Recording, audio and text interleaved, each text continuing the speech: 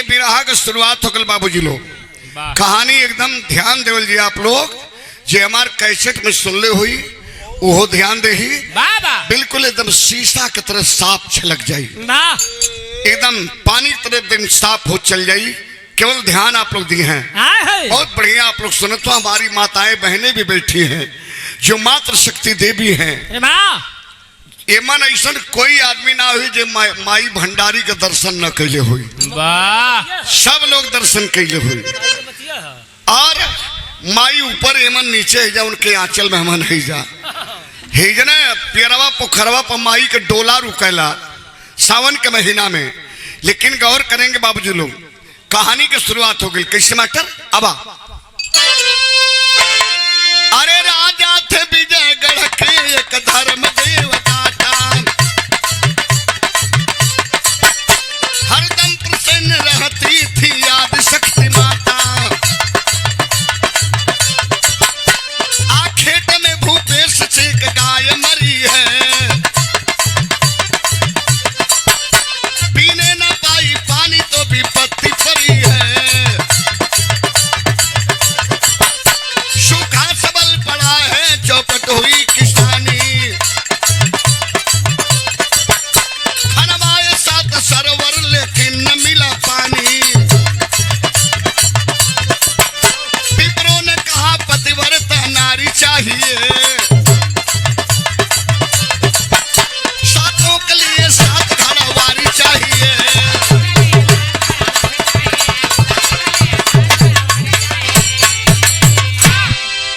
गौर करेंगे बाबूजी लोग, पहले मिर्जापुर जिला से कट करके एक नया जिला बनल सोनभद्र। सोनभद्र जिला में आज भी विजयगढ़ किला है, और विजयगढ़ किला का रहने वाला राजा का नाम था धर्मदेव दाता। धर्मदेव दाता के जुबान पर दुर्ग वाली देवी हमेशा तैयार रहे। अरे बाबा ओकर शौक का रहल, जंगल में जाके शिकार खेले, जनता में प्यार पावे। आज संजोग रहल बाबू के आज गईले शिकार खेले, और झाड़ के आड़ में खे काली गैया चरत रहल। त राजा समझले कि कोनो जंगली जानवर हो। धर्मदेव दाता मनसोख आदमी रहल। अरे वाह, खींच करके बाण मारा तरकस से, और गैया मैया के छाती में लगल। गैया मैया का छाती फट गई, धड़ाम से धरती पर गिरल। गैया तो मर गई बाबू। राजा घूम के देखले कले के ओ आते के गौ हत्या हो गए हमारे हाथ से, नहीं होना चाहिए। गैया के कलेजे से बाण को खींचा, तरकस में रखा, वापस महल में आया। ये हमें से बिरहा खत्म ना हो गल बाबू। अब जौन बा एक गैया मरल, पूरे विजयगढ़ राज पर सूखा पड़ गल। पनिया न बरसे, उमड़ घुमड़ के चारों ओर पानी बरसे, लेकिन जितनी दूर में राजा विजयगढ़ के रियासत रहे उतना दूर में पनिया न बरसे। राजा परेशान, धान किसान जीव जंतु सब मरे लगल। तब राजा परेशान होकर के ज्योतिषी लोगों के बुला के पूछले कि भैया कौनो ताजोग बताइबा, जब पानी और आए गल हम तब पानी हो गई। तब ज्योतिषी लोग कहें कि सरकार पोखरा खनवा दा, पोखरा में पानी हो जाए तो जीव जंतु धान किसान सब बच जाये हैं। राजा लगल पोखरा खनवावे। 1 2 3 4 5 6 7 पोखरा खनाए, लेकिन पानी एको में ना भया। आए भैया जब ना बहल तो ज्योतिषी लोगन से पूछला अब हो का होई, अब का होई। ज्योतिषी लोग कल अब उता जोग होई। कल कि अगर आपके राज में कोई पतिव्रता नारी हो, पतिव्रता नारी एक पति के साथ में सूते बैठे जरे मरे हर कर्म करे, पराया मर्द का परछाई न पड़े, वही नार पतिव्रता। अगर ऐसा कोनो नारी हो तो कच्चा घड़ा लेके एक घड़ा पानी डलवा दे, पोखरा भर जाई। राजा नगरी में ढिढोरा पिटवा देना कि भाई पानी डाला जा, जिकरे पानी डलले पानी पोखरा में हो जाई, ओके हीरा मोती रतन से मालूम माल करवा दे। अरे वाह, ये पंचो मेहरारू जा के पोखरा में गांव का नगर का मेहरारू पानी लगली डाले, पनिया न हो। आज पनिया न हो ता बहरवा निकल के अपने कुल बतिया में कारे तू बिगड़ी गली का, तू बिगड़ी गली का, तू बिगड़ी गली का। कोनो रहरी में कोनो डहरी में कोनो वाह वाह वाह कौन नहरी में राजा कल साला नगरीय भ्रष्ट हो गए कारे भाई। वाह वाह वाह एको पतिव्रता ना है। अच्छा जाए तो हमार रानी तो जरूर पतिव्रता हुई है। वाह कहा से भीतर न रहनी कहाँ रहली बाबू? महल में हो तो चल के रानी से पानी डलवा दे। आए भैया जब राजा चलल हो तो बिरहा में ऊ तर्ज लगल। कौन गीत बेटा? आओ कौनो देवर अपने भौजाई के खोद के मजाक कैलस। अरे वाह वो कहाँ खोदलस? यह तना देखली बाबू। अच्छा तो से के बतियाई मनसोख आदमी हुआ। वह देवरवा मजाक कैले हल। कैसे मास्टर? अरे भौजी तोहार बाट छे दही चलानिया।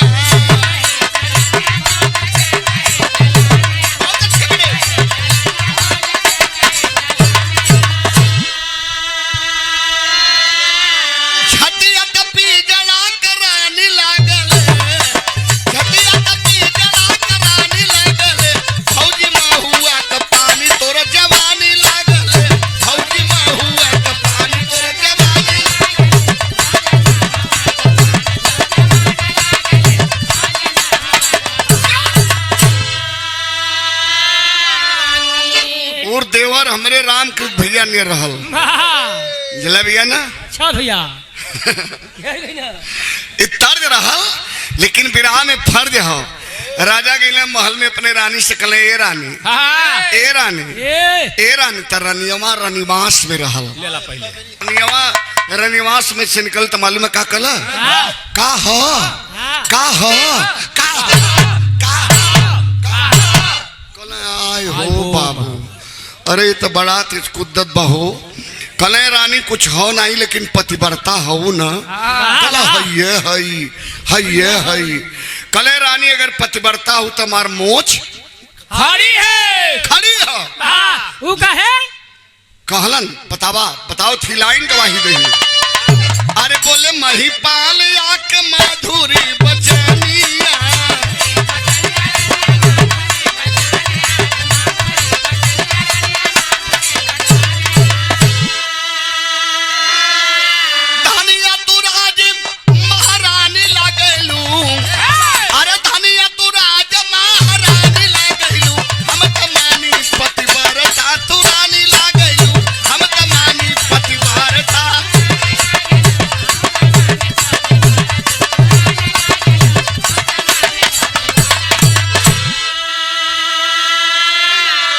पतिव्रता हो न। रनियवा कले आय हो मोरी बहिनी। अरे रजवा दो गला का देखबा हो। अरे एक महीना से पोखरा का लगल खनवावे हमरे सतीत पर छीटा कसी। तब रनियवा कलश के हई कौनो न चले गौले का कला रानी अगर पतिव्रता हो तो मर्यादा हमार बच गई। अरे वाह वो कहे कल की एक कच्चा घड़ा लेला अब पोखरा खनौली चल के पोखरा में पानी डाल दा। रनियवा कले नगर में दूसर कोनो मेहरारू पानी डाले वाले ना है। तोरे नजर में हम पानी भरे वाला है। वाह वाह वाह हम पानी भरा है का नहीं हो तो हमार रानी हमारी बात हो। तो हमार रानी हो पानी भरे वाली नहीं हो। राजा कले नगरी के बात सुन लू मेहरारू के तो सुना हम बताओ थे। अरे राजे भर का नारी हारी छोड़ छोड़ पानी अब भैनी बदनामी पानी छोड़ गई रानिया।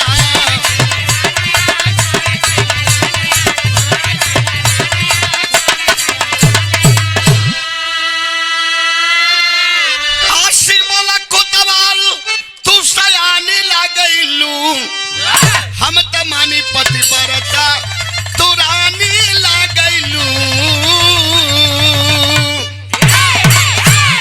ये भैया रानी जज्बा में कहते दिली कि पतिव्रता है लेकिन घड़ा उठा जब चलनी तो उन्हों का कलेजा कांपे लगल। वो कहे उन्हों का धर्म बिगड़ गल हल। वाह वाह वाह वो कैसे राजा के कोतवाल से भीतर गुल्ली डंडा खेलत हली। वाह कहो रानी हो तब का हम हो। अरे राजा के मालूम है नहीं महारानी रहनी कोतवालवा दुआरी पर खड़ा रहल। और जब रानी के देखल कि अब रानी जाती पानी डाले तो अखिए से इशारा कैल। बाबा आखी से हाँ हो, कभी दो दिलों की मुलाकात होगी, जुबान चुप रहेगी मगर बात होगी। कुतवाला कल ए रानी जा डाली वा जौन होई तो हम है नहीं। रानी गईनी पंचो पानी डलनी, पानी ना भैल। आज जब पानी ना भैल तब तक राजा के वो हाल हो गई, कीड़ा काटे न लहर आवे हो। कटले खून नहीं गिर गिलन धड़ाम सोई आज के राज दरबार में गिरल हुआ। और कभी लिखत हो कैसे मास्टर, अरे बरसल से वाटी नहीं सारन सरम आइले।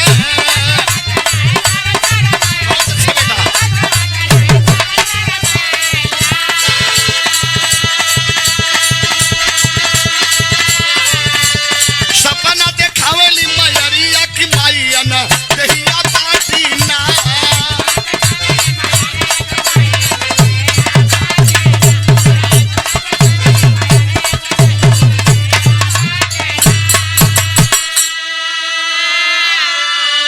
छोड़ दिया राजा ने पानी। अरे भाई धर्मदेव दाता गिर गया किरा दरबार में। तो वह दुर्ग वाली देवी है, काहे बिचवा में खड़ा हुआ हो, इनके बैठा ला जा कुर्सी ले तुम इतने लोग हुआ है आप लोगों के कहले पे के गावत ही नहीं, छोटे से के गाय के हम पारी ओहर दे दिल हुई। आप लोगों के इच्छा भल तो तनी सुना भैया। ए बाबू बाबा दुर्ग वाली देवी जो राजा के जुबान पर दहिने भुजा पर हमेशा तैयार रहल। बाबा विजयगढ़ दुर्ग वाली देवी आय के धर्मदेव दाता के सुतले में थप्पड़ मरलस। मार के चाटा भगवती खिलखिलाए के हंसल। बाबा कला रे राजा बड़े बड़े घराने की नारियां भ्रष्ट हो गई। अरे वाह यहाँ तक कि तेरी नारी भी भ्रष्ट हो गई। तो क्या सोच रखा है कि तेरे विजयगढ़ नगरी में कोई पतिव्रता नारी नहीं है? वाह एक है रे बेटा, एक, वो भी जात की भीलनी मतलब मुसहरी में। और ओकर पति आज के 8 साल पहले मर गल। 8 साल के बच्चा लेके अपने जीवन के नैया के खेवत है। ओकर नाम हम दहिया रे बेटा। वही अंदहिया भीलनी से पानी डलवा दे, जय दिन जय घड़ा डाली तय दिन तय पोखरा भर जाई। देवी जब बतौनी राजा कि कोई के कानो कान तक खबर नहीं है, राजा घोड़ा निकलने लगाम कसलन और चढ़ गिना घोड़ा पर। तड़तड़ तड़तड़ आवाज लगावत भील बस्ती में गईलन। अब मुसहर बस्ती में जब पहुंचलन तब भीलनी अंदहिया के दरवाजे पर घोड़ा रुक गया। आज जब रुकल तो जा करके टूटही टटरी रहल बाबू। राजा धर्मदेव दाता हाथ जोड़ करके आवाज दे रहा है कि माँ माँ माँ माँ, दरवाजा खोलो माँ, दरवाजा खोलो माँ। धर्मदेव दाता बोल रहा है। गौर करेंगे बाबूजी लोग।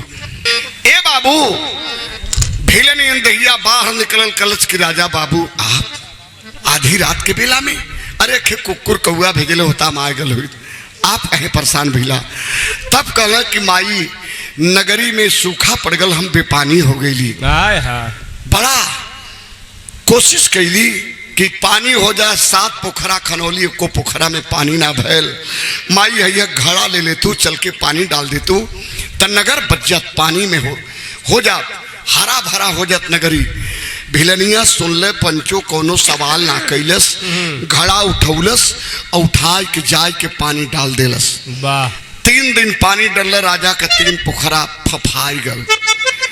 का भैल मास्टर? 3 दिन में 3 सर में सरमाने तालाब होला। समझे तो ऐजन कथो सरमाने गुटका, ऐजन कथो साहब, ऐजन कथो सरमाने कपार होला।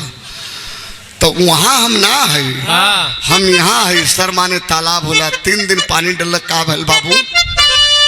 3 दिन में 3 सर में आओ हो गई पानी। क्रिया चरित्र कैनी खिलवै में रानी।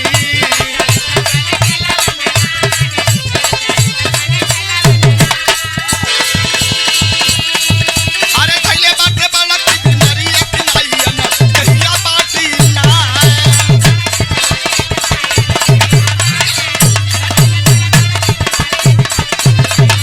जी हो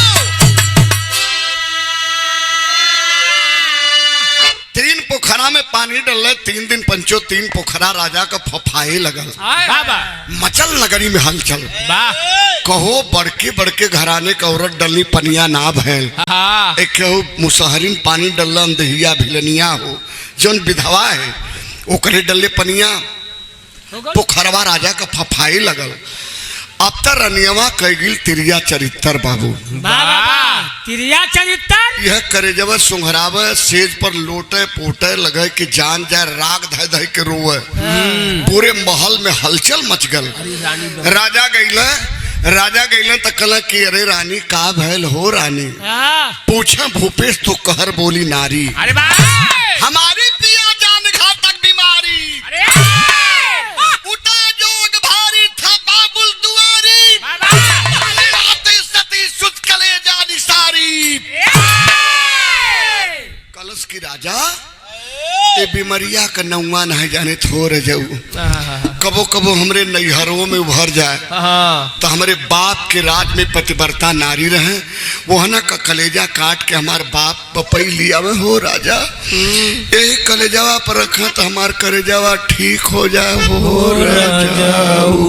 हाय हो राम लगा था जनवा न बची हो रमा। राजा बिगड़ के करा हिम्मत रखो तेरे बाप के राज में ही पतिव्रता नारी नहीं थी हमारे राज में भी पतिव्रता नारी है। बोल पतिव्रता का कलेजा चाहिए उसके बेटा का कल नहीं ओकरे बेटा का। बस राजा निकलने और राज दरबारी जरलादों को आदेश दिया कि जाओ भील बस्ती में जाओ। जो भीलनी पानी डालती है उसका एक बच्चा 8 साल का है बाबा नाम मुरली है। अरे वाह उसी बच्चे को पकड़ करके उस पहाड़ के खोह की तरफ ले चलो वहीं काट करके उसका गला छाती फाड़ कर कलेजा निकालेंगे। तब पकड़ मुरली बेटे को जरलाद लाए। पकड़ मुरली बेटे को जरलाद लाए बचाने गए एक बाबा बिचारे। अरे वाह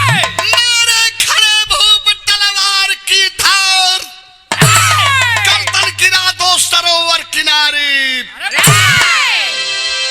बाबूजी लोग जरलाद ऐसे पकड़ ले भिलनी के बेटवा का हाथ और राजा तलवार ऐसे खींचले।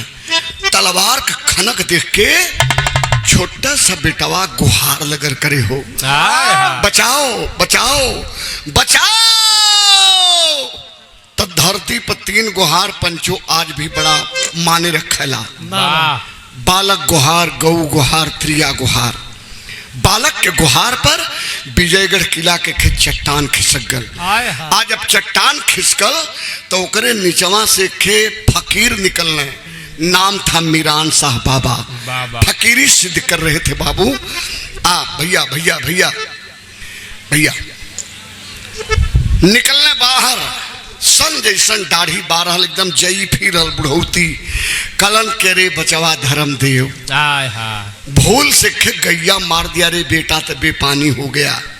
एक गैया मार दिया था तो तुम्हारे नगरी का जल खत्म हो गया। और जो माँ पानी डाल करके तुम्हारे नगर को हरा भरा कर रही है उसकी बगिया वीरान कर रहा है। अरे ये वही बच्चा है जी इसकी माँ जब पानी डालती है तो तुम्हारा तालाब भर रहा है और तू उसकी बगिया वीरान कर रहा है। मत काट बेटा मत काट मेरी बात मान ले मैं फकीर हूँ। काट देगा रिश्ते तो विजयगढ़ की धरती धरातल में धस जाएगी। एक कहावत पंचों के विनाश काल विपरीत बुद्धि। रजवा कलश के कोनो देखते ना रहा आई बाबा निकल के खो में से पिंगल पड़त हो तैसन कनी की न रही बांस न बाजी बांसुरी। एक वार राजा मरने बाबू मीरान शाह बाबा का गर्दन कट के धरती पर नाच गए और छोटा बच्चा का भी गर्दन कट गया फुटबॉल जैसन छटक गए। तब बाबा का धड़ गर्दन तो राजा छोड़ दिया लेकिन गरीब भिलनी के बचवा का छतिया फाड़ के आलहर करेजवा काट के लिया के महल में पपिनिया रनियावा के छाती पर रख दिले। ई पपिनिया तो अपन कलेजा ठंडा के ले बाबू। लेकिन शाम जब भयल तब भील बस्ती में अपने हीरावा के लगनी माई खोजे हो। हमारे हीरा कहाँ हेराएगी ने। भिलनी अपने बचवा के खोजे थे कैसे मुन्ना अब आप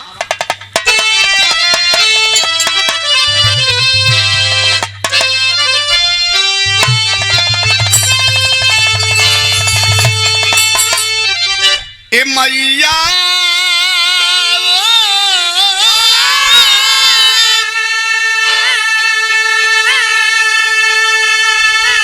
अरे मैया ढूंढनी लालन अशुआ से भीगे दामन कानन में सुगन हमार हो ए मैया कानन में सुगन हमार हो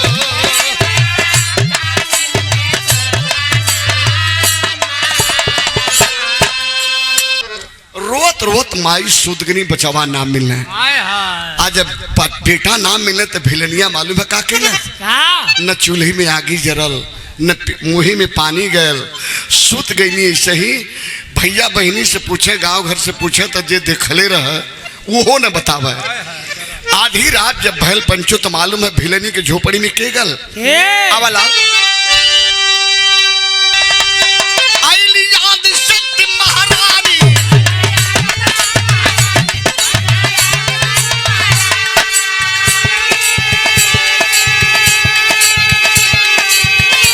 आइली सदा सुता परदानी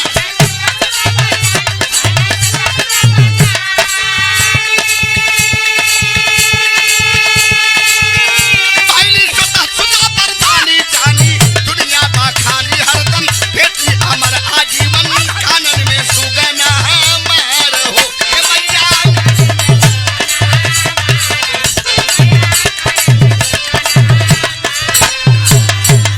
ए भैया बाबा वह दुर्ग वाली देवी किला वाली भगवती आई के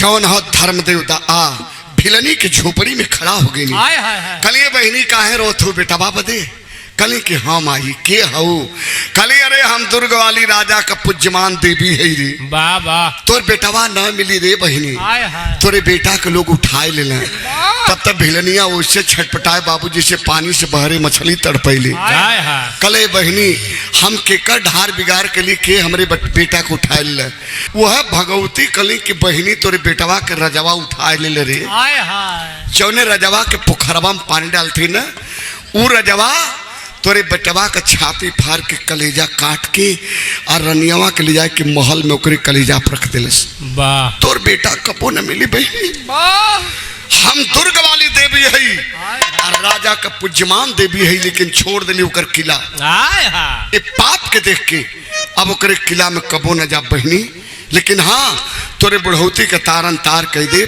हमारे भेद के कोई से बताए मत हमार सौगंध हमार भेद छिपा ली है ये भैया इतना कह के माई अलछित हो गई नहीं आज जब सवेरवा भल तो भिलनिया के चरवा में एक दिन के बेटी बन के लगली के हाँ करे हाय हाय भिलनी के आंचल में एक दिन के बेटी बन के वह दुर्ग वाली देवी आई गिली आए भैया मचल नगरी में हलचल के जवन 8 साल पहले विधवा रहल ओकरे आंचल में बेटी खिलत है त राजा बुलौले दरबार में कल क्यों रे भिलनी क्यों नहीं गई पानी डालने क्यों नहीं गई पानी डालने त कहलस के राजा बाबू हमारे कई गो बेटा रहल और वही बेटवा के ना पता के लापता कह दिलस वही बेटा के खोजे तली से पानी डाले ना गेली हाय हाय तब से रनिया कलश के हई कहाँ से पैदा कर लेली जब तू विधवा हई तो हई दुधमुही बेटी कहाँ से पैदा कर ली कलश करे राजा साहब इसे रात विजयगढ़ से बाहर निकाल दीजिए तब कवि लिखत हो बाबूजी राजा कहा कि भिलनी कुलटा कुलच्छनी वाह तो जादू करनी है निकल जा मेरे राज विजयगढ़ से बाहर बिटिया का भेदावा जब जनल राजा नावा हो जनल राजा नावा हो देहला नागर से नी सारदी दूसरे नागर के चलली भटकत माया नवा सुनबा भटकत माया नावा हो बनवा परला बारी यार माई तजली परानावा हो तजली परानावा हो टूटल बेटी का पतवार दी भिलनी अंधहिया एक दिन के बेटी के लेके विजयगढ़ से चुर्क से रावटसगंज और राउटसगंज से जौन ई हाईवे रोड आ जाते हाँ, ई रोड कबो गैया भैंसिन के पगडंडी रहल। वाह वह पकड़ले पकड़ले बाबूजी हिंदुआरी मधुपुर सुकृत बैजू बाबा के जंगल में आई। वाह वाह आज जब बैजू बाबा के जंगल में आई तो जहाँ बैजू बाबा का तपोभूमि है भलदरिया, वहां डहरिया उड़ाई गई। वाह वाह पिछ आगमा हजारों फीट खाई दरी और पिछवा घना वृक्ष, वही वृक्ष के नीचे माई लुटली। 7 दिन बीतल हो तय भैया जब लेटली तो फिर कबो न उठली। आज जब माइये दुनिया में ना रह गई तब कवि जी लिखल, तनी बढ़ा ले बेटा आओ।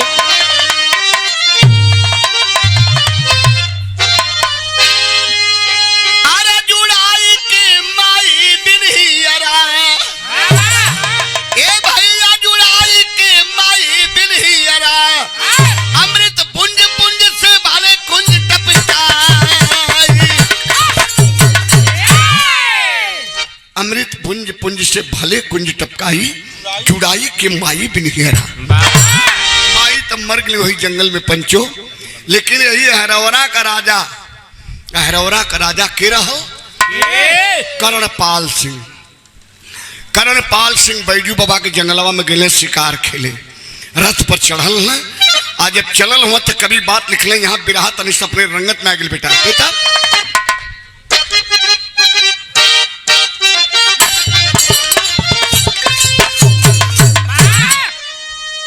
चौलरिया चौलरिया चौलर चौरंगी, ये 3 प्रकार से गवाले, चौलरिया चौलर चौरंगी।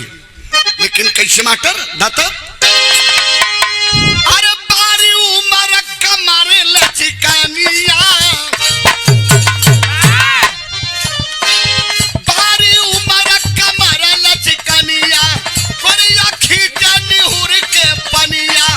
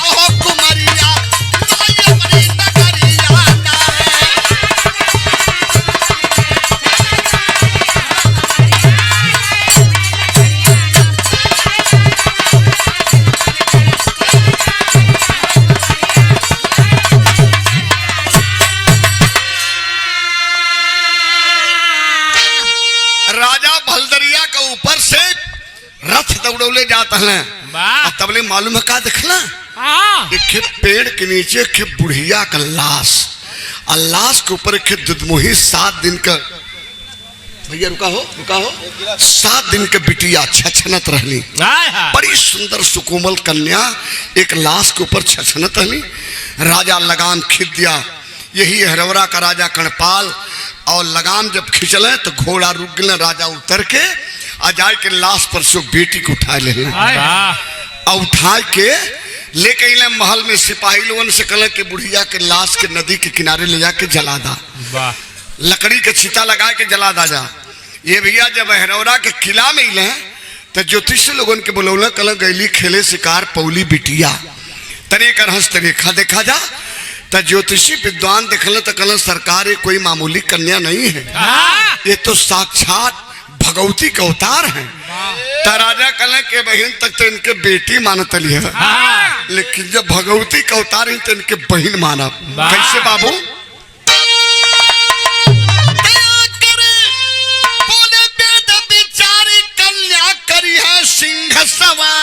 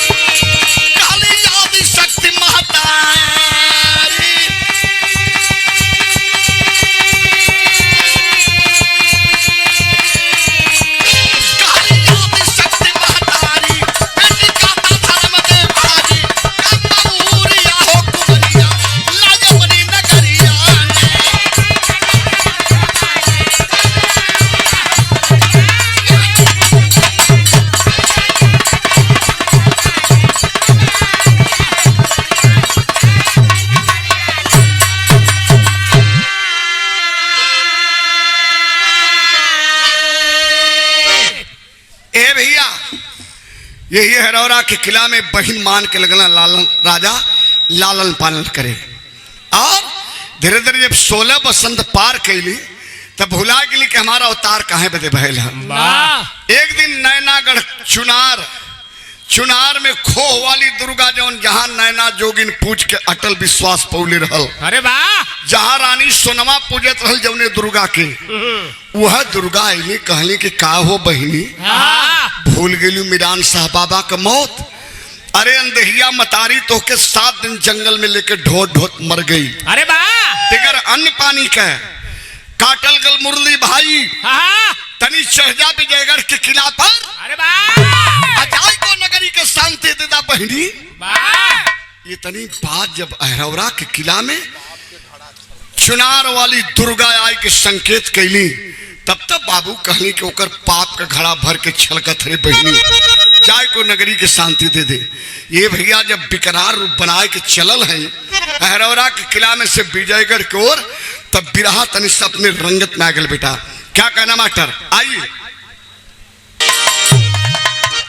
ये गीत के माता बहन लोग आवेली आई कबो पुरान ना भल इंजीनियर साहब। अरे वाह आज बेकर धार ताजा है तो अरे निमिया के डरिया मैया जाली जालुआ हो की झूली हो झूली ना मैया मोरी झूली हो झूली ना मैया मोरी गाए गीतिया हो की झूली हो झूली ना।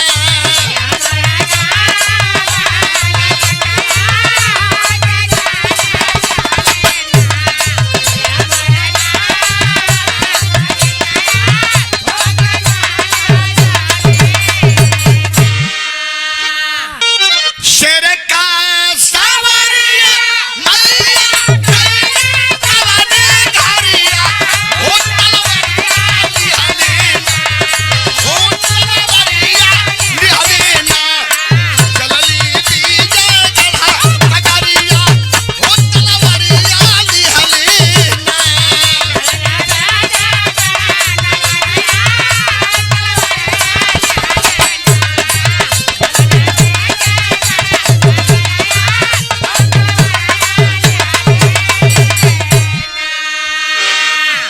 विजयगढ़ के धरती पर जाके गर्जना करती है राजा धर्मदेव दाता। सुना कहा कि छोकरी कौन है रे, वाह तने जाए के करे बदन के पकड़ के लिए आवाज सुन।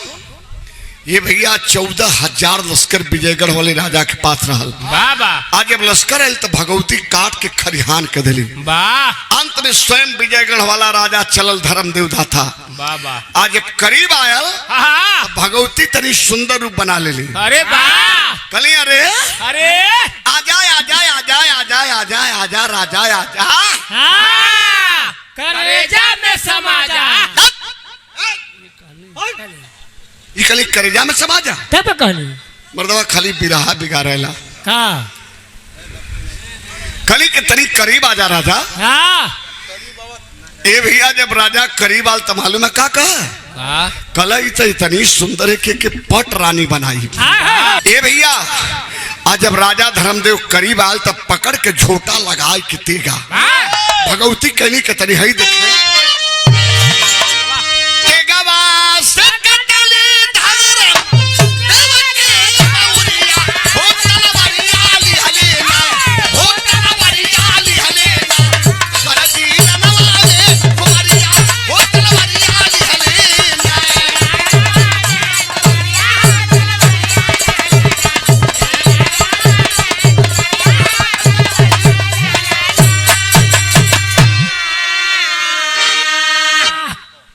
के गर्दन राजा धर्मदेव दाता के फेंकली हुई आंखने में आय के हरौरा के किला में शांति बना के रह लगले।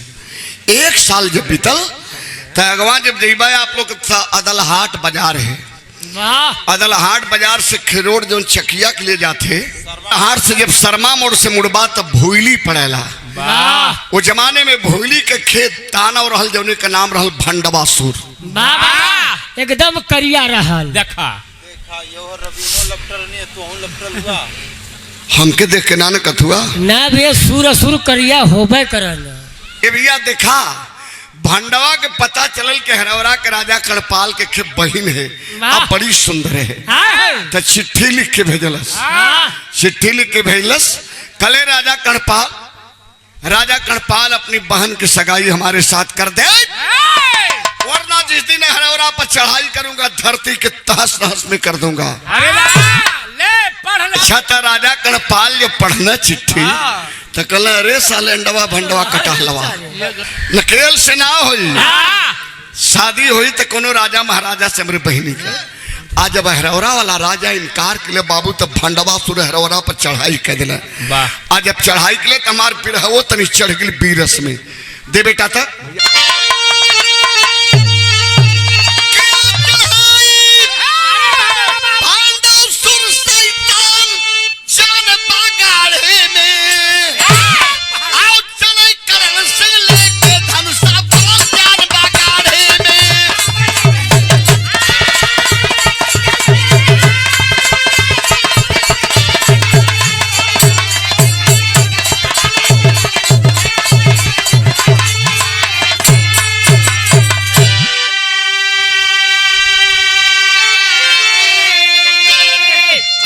बड़े सगे रिश्तेदार बिचई बाबू की ओर से आनंदीपुर से 100 रुपया पुरस्कार चंदन में आपके प्रणाम। ये भैया जब आई के ललकर भंडवा था राजा कणपाल भी निकल गए कल की देखा बड़ा कुकुर देखली लेकिन सारे नियर नहीं देखली दुआरे चढ़ के भूखे लगा।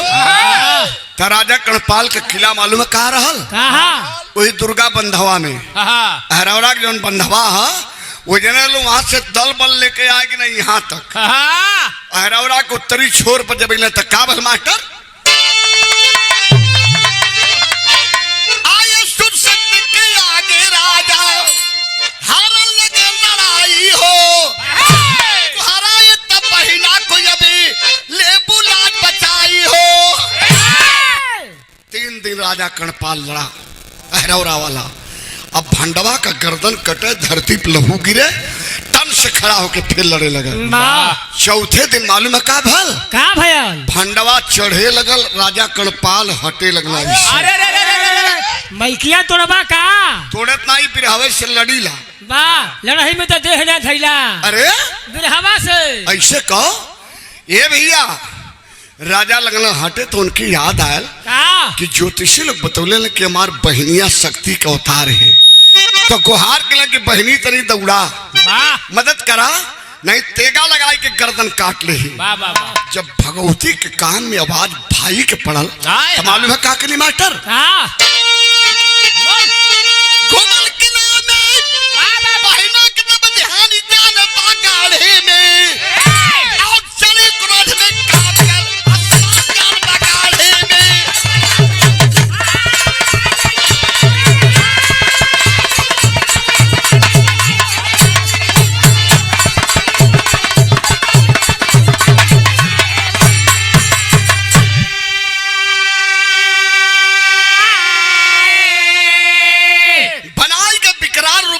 चलनी है। आज जब हरौरा बाजार के उत्तरी छोर पहली तो दिखली कि भैया लड़त हुए आई चढ़ावत था तब से कली भैया तनी हटाता के देख ली। आज जब भंडवा सामने भैल हो तो ये भैया कल अरे आई गईलू तो हर बजे तो लड़ाइये करतली है लेकिन याद रहे बिरहा तनी सब आल्हा के पैमाने पा गई बेटा कैसे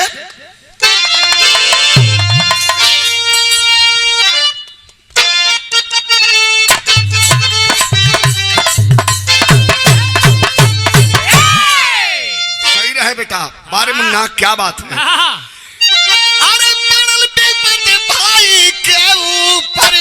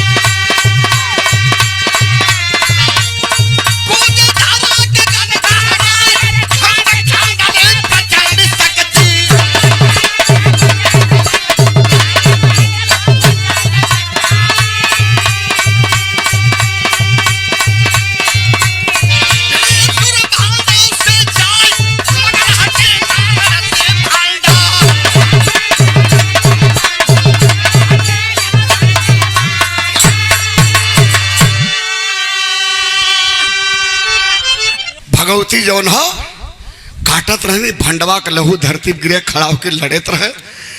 तब संकेत के लिए वह दुर्गा दुर्ग वाली नैनागढ़ वाली वाह के भाई 4 दिन बहल ना 4 बरिस कटबू तबो न अंत हुई कर। बाबा बाबू का है ये ब्रह्मा का प्रदानी है। वाह जब तक लहू धरती गिरत रही तब तक भंडवा लड़त रही। वाह कली के तब बहिनी कली एक उपाय है का हो खड़क से मारा गर्दन कटे खप्पर में रोप के लहू पीजा।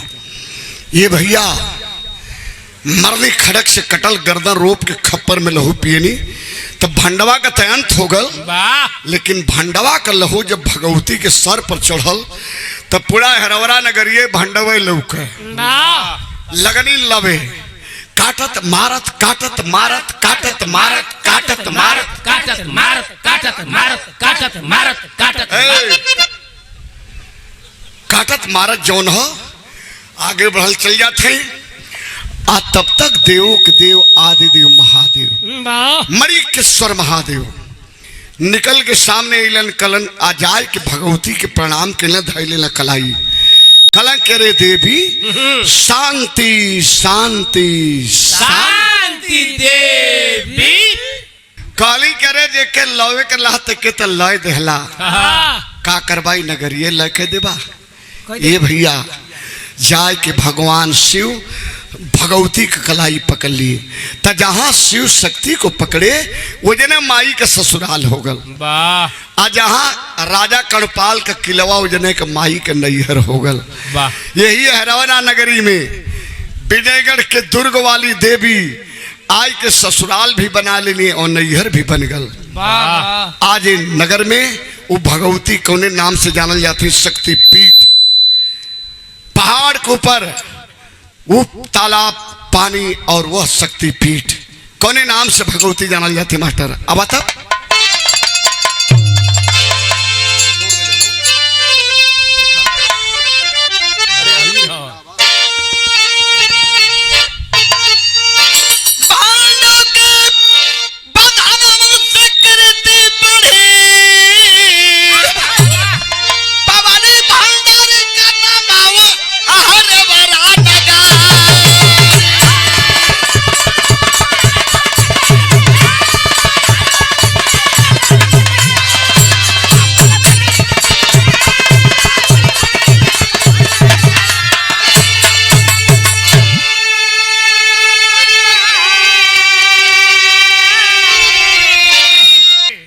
बेलखरा के गमन नदिया डगबा तो शिवर हो और शिवर कोई पहाड़िया में मंदिर हुआ राजा बाबा का मंदिर है। वो जने से डोला जब चलेला तो ही पेरवा पोखरा पाई के रुकेला 7 जोड़ डोली 7 जोड़ कहार आप डोली में का रहला नारियल चुनरी वाह कहारन का कान फूल जाले कहीं कोनो कमी हो जाला तो ये पेरवा पोखरवा पर से लौट जाने कबो कबो तब बड़ा मनौवल होला तो आवैले यह माई भंडारी देवी पंचो। तो क्या कहना मास्टर